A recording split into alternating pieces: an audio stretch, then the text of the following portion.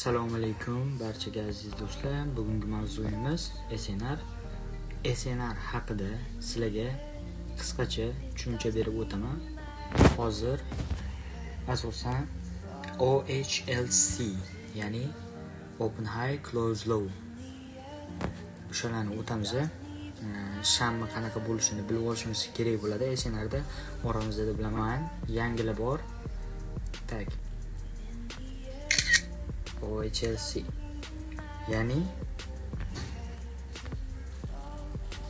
narx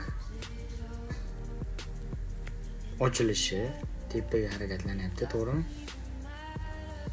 Narx ochilishi va mana bu yerda bizda minimum yaratdi. Tepaga harakatlandi va bizda maksimum yaratdi. Mana maksimum narx mana bu yerda yopildi. Bu bizda buqa shamga edi. Endi bizda ayiq sham bor, ya'ni sel uchun.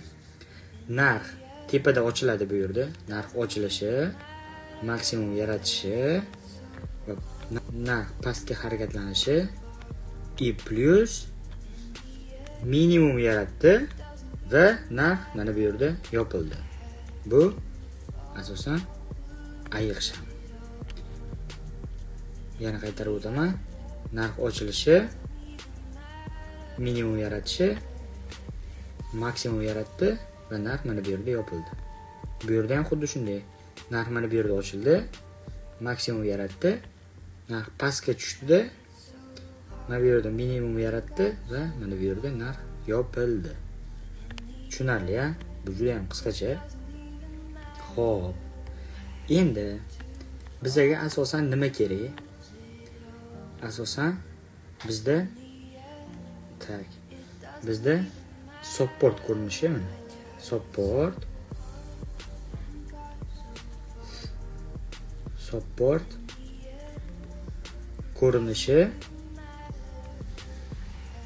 ko'rinishi asosan V shaklida bo'ladi.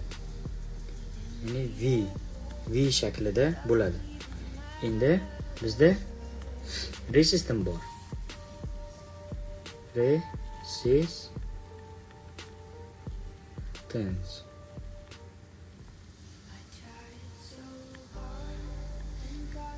Resistance ko'rinishi bizda A shakli bo'ladi. Ya'ni bu support, mana bu esa resistance. Bu ko'rinishi asosan line chart, ya'ni line chart. Hozir men sizlarga ko'rsataman line chartda qanaqa bo'lishini. Tak, trading view kiramiz, line ga o'tamiz. Tak. Line chart ga o'tamiz. Mana bu yerda line chart bor. Xo'p. Endi mana bu yerda bizda nima bor? Boyna aytib o'tganimdek A shakli resistance, to'g'rimi? A shakli resistance plus resistance. Yana mana bu A shakli resistance. Endi bizda yana bor support. Mana bu ham support. Mana V shakli support. Mana bu xuddi pastdagi ham V shakli support. Endi mana ozgina tushunchaga ega bo'lgan bo'lsanglar tushunasiz. Endi bizga nima uchun har doim bizda mana support ko'rinishi va resistance ko'rinishi. Mana bu shamda support ko'rinishi,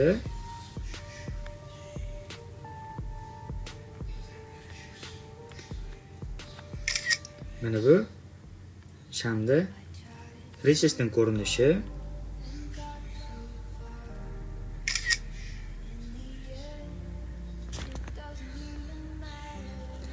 Endi qaranglar. Bizda hozir resistance sell, ya'ni narx qimmatlashganda sotib olamiz. Support buy, ya'ni narx arzonlashganda sotib olamiz. Endi zonani qanday qilib belgilash kerak? Zonani har doim biz resistentdan agar sel olmoqchi bo'lsak, bu qashamni soyasidan foydalanamiz. Ya'ni sel uchun, razvorodning sel uchun va supportda biz har doim narx arzon bo'lgan payt nima qilamiz? Narx arzon bo'lgan payt oyoq shami soyasidan sotib olamiz. Ya'ni buy. Support har doim buy. Resistance sell. Tushunarli, ha? Xo'p. Har doim buy olmoqchi bo'lsanglar, bu qashamni soyasi, mana bu qashamni soyasi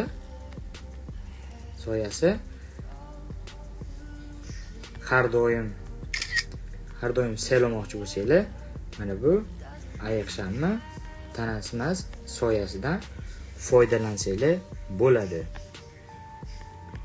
Mana ko'rib turganingizdek, support va resistance.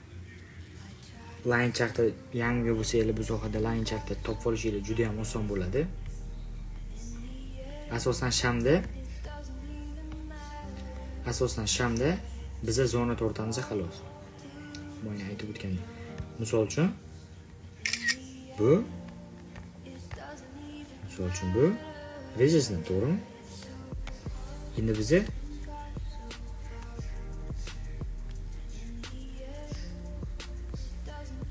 oyoq shamni soyasidan olamiz. Bu resistance. Ya'ni narx qaytib kelsa sell. Albatta zonadan tasdiq olish kerak. Bu narsani masalaga kelgusi darslarda o'taman. Qanday qilib zonadan tasdiq olish, hammasi xavotir olmaydi. Xo'p.